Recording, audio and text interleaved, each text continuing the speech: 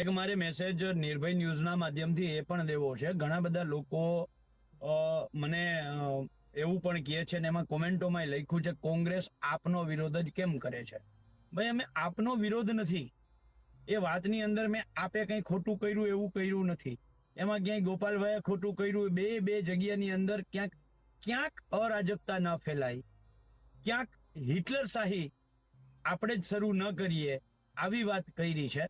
અને બીજું, વિસાવદરની ચૂંટણી પછી આમ આદમી પાર્ટીએ કોંગ્રેસને આડે હાથ લેવામાં કોઈ બાકી રાખી નથી, કોઈ કસર છોડી નથી.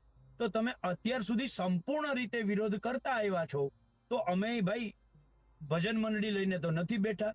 તમામ રાજકીય પક્ષો હોય એ ભજન મંડળી લઈને તો નથી જ બેઠા.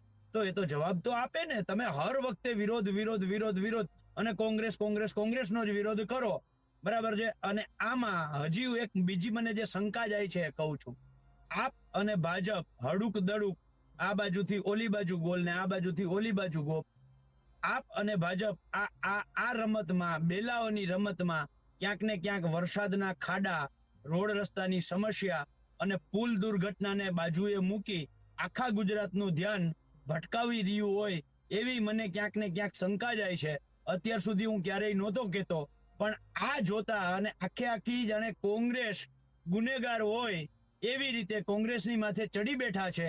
એટલે કહું છું કે આખી ગુજરાતનું ખાડાઓમાં, રોડ રસ્તાની સમસ્યાઓમાં, આ ખાતરના ભાવ વધારાથી, જે પુલ દુર્ઘટના છે એનાથી બધાયથી ધ્યાન ભટકાવવા માટે ક્યાંક ને ક્યાંક આ બેલાકાંડ તો નથી થયું ને. મને તો હવે ક્યાંક એ શંકા જાય છે.